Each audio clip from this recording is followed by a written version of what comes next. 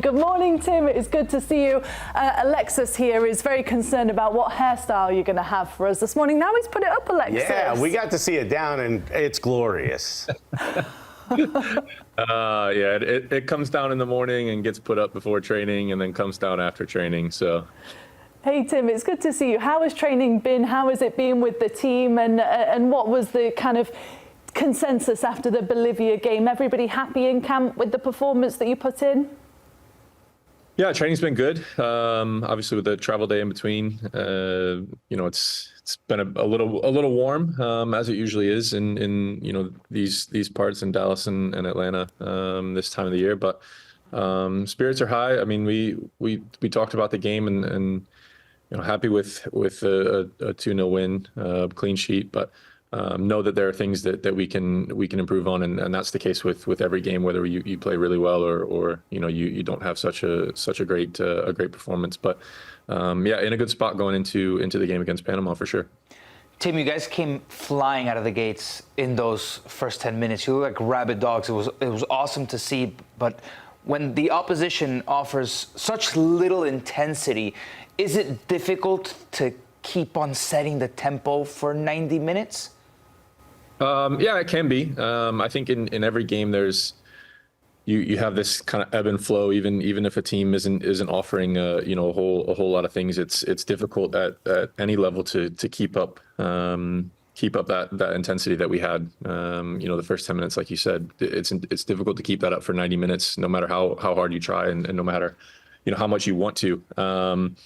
But for us, it was important to come out and come out quick and make sure that we were on top from the first whistle. And I think we showed that with Timmy Weah, the intent he had in the first 15 seconds, 30 seconds to get a corner kick. And it was important for us because we hadn't been starting games with that intensity, with that focus. So it was good to come out there and have Christian score that really early. Tim, talk about this back four, if you will. We'll make it a back five with Matt Turner, right? You guys have now 3 games in a row. You clearly have a relationship with Anthony Robinson on the left-hand side, but it's a little bit different than what you've been used to on the right-hand side. Chris Richards, a young center back who's had a great season, and Joe Scally, who is filling in for quite a while now for Sergiño Dest, who plays a little bit differently. What's the last month been like for you to try and get this group on the same page? It's really just been a lot of communication. Every training session, trying to nail down certain aspects of the game, certain movements, making sure that we just have a really good understanding.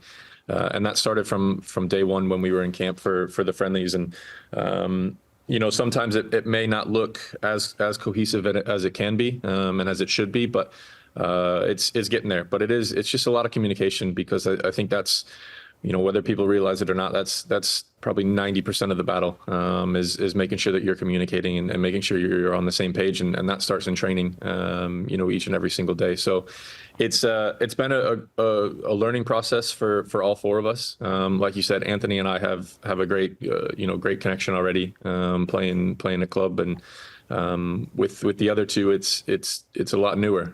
They're trying to get that connection, and then the rest of us are trying to get connected to Joe and Matt. So it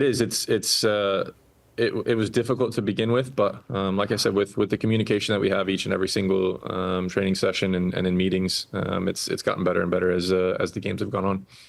Timmy, can I call you Timmy? Is that all right? Thank you.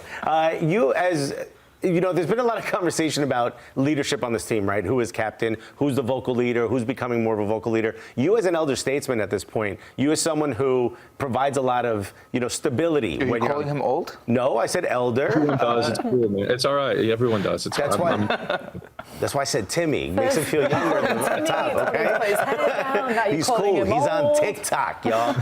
He's saying no cap. What's your role as a leader on this team? Like, where do you provide, if at all? Do you like to get out of the way and let some of the other folks lead? What do you provide for this team as far as leadership? Because you can see that a lot of the guys look to you. Yeah, I think for me, it's I like to, I wouldn't say get out of the way, but I do like to, see other guys step in and be able to kind of impart their ideas and their knowledge of what they've kind of gone through, even though they're a lot younger than I am. But I love being the guy that they can turn to and ask anything, right? Whether it's on the field, off the field, just kind of giving them different kind of viewpoints, and maybe a more mature viewpoint than they may look at things. So I've always maintained I'm not the most vocal leader, but if guys look my direction and they want to know something, or they have an idea or have a question, I'm there to help out and be a soundboard and bounce an idea back off of them. Tyler's the more vocal leader. You see Christian the other night.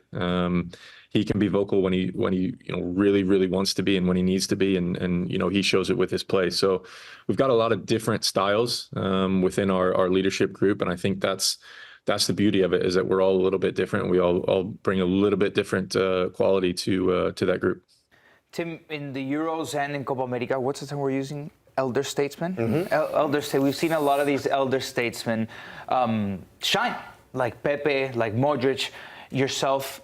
What's the key to being an older player but still improving and having a higher ceiling than many people would have thought? I think just acknowledging the fact that you can continually improve. You can continually learn something new from each training session, each game. No two games are ever the same, and there's always something that changes during a 90-minute match, and there's always something that you can take from a game, no matter who you're playing. And I think that's important, not thinking you're ever the finished product. And when you have that mindset, and then you take that into off the field, and you're making sure that you're taking care of your body, and you're getting having a good routine, getting lots of rest, eating right, you can continue to push yourself and keep going and going and going. And at some point it will come to an end, but as long as you're feeling great mentally and physically, which you can tell that the guys who are still playing are, you can keep playing for as long as you feel like it, and that's kind of the mindset and the space I'm at, is that I want to continually learn, because I know that I don't know everything. I've not seen everything, but if you can do that, you can continue to push yourself and continue to keep playing at a high level. Which is really impressive, especially considering it's such a long season, every season now that we're seeing with club football and international football. And obviously you spend so much of your time during the year in England. So how has it been for you to have this competition in your home country and be back home here? And also, what are your thoughts on the pitches and the conditions that we've seen? Because obviously that's been a massive talking point as well. How has it been for you? Yeah, it's interesting. Obviously, we were looking at the calendar the other day, and going back to preseason last year, we've most of us have only had maybe a week break, so we're looking at over a year straight of training and games, which is a lot. It really is. But that's a different story. The pitches for us in Dallas, training pitch wasn't the best at the Cotton Bowl, but saying that the pitch in the stadium was incredible. It was night and day compared to March in the Nations League, and we'll see what it's like here in Atlanta. But it's one of those things. It's not really under our control. We can't really focus on it, and we just have to play the game that's in front of us. Play the field that is there, and learn and adapt as quick as you possibly can. If it's not great, if it's great, then it's a bonus. So. Again, it's not something that we're focused on. It's not something that we discuss. We find out when we get there, and you play the game, and each team has to deal with it. So that's kind of the approach that we're taking. I see what you're saying, Tim, but I want to get further into the head of the player. I've been to a couple of stadiums already. I was in Dallas. I thought it was pretty acceptable. Yesterday in New York, it was really bad, man. And I know both teams need to play on the same pitch, right? It's not like it's a different pitch for another team, but at some point there's a certain game plan maybe that you can't fulfill to the extent that you want to fulfill it, because it's a heavier pitch, or the seams aren't together. It's not a homogeneous grass carpet, right? Especially if there's an underdog. Maybe you want the game to get bogged down. Is that a real factor? I know you need to adapt, but is that a real factor that you guys consider once you step on there and you see that it's not the best quality? Yeah, of course. I mean, listen, we have, a few of us are able to go out before the game, obviously, but even the day before a match, so some guys are able to go and have a look at it, and we always have kind of different ideas, and we discuss different things the day before a game to set out a game plan, to make sure that, okay, if this is happening, or if the pitch isn't great, then this is kind of the things that we have to do, and simplify the game more. Listen, you want to get inside the mind of a player. We realize that some of these and a lot of these pitches are not good. Laying grass over turf is never ideal. There's all kinds of different things that could happen. Like you said, the seams coming up, they're not connected. Injuries happen, but again, it's one of those that we don't get a say in that. And so we have to plan, and we have to plan for a very good pitch for our normal game plan, and we also have to plan for a pitch that isn't that great. And we'll have a kind of a secondary game plan, for that, and know that, if we get out there and things are, like you said, bogged down and bobbling around and hard to keep under control, then it's time to simplify the game and put balls in behind and make defenders run back towards their goal, and the good teams will figure that out quickly, and the teams who struggle will not. Tim, talk about Panama a little bit, a team you guys are clearly familiar with, have a chance now on match day 2 to put yourself into the next round. What are the challenges here against Panama?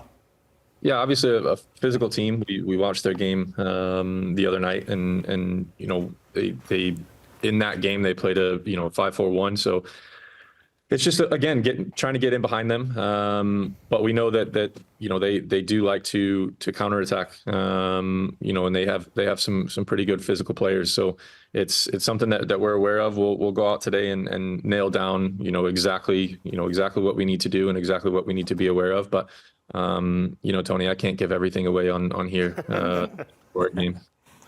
Winning's in the formula, I would imagine, in the game plan, right? Get this thing over with, get to the next round, and worry about Uruguay a little bit later on.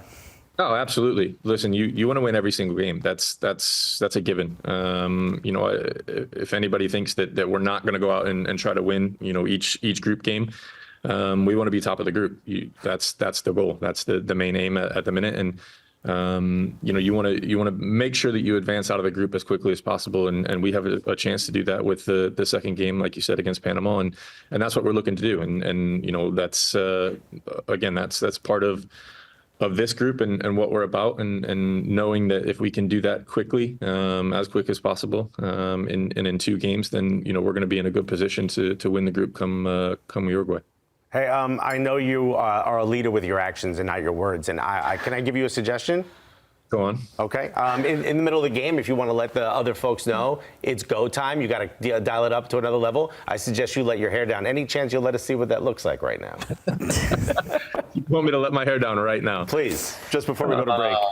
All right, I'll let it down. Alexis, you're obsessed with people's hair. Look at this! Wow. It is glorious. Wow. I'm buying whatever album you're putting out. Looks fabulous, Tim. Good to see you. Best of luck with the next game. We'll see you soon. Thank you. Thanks, everyone.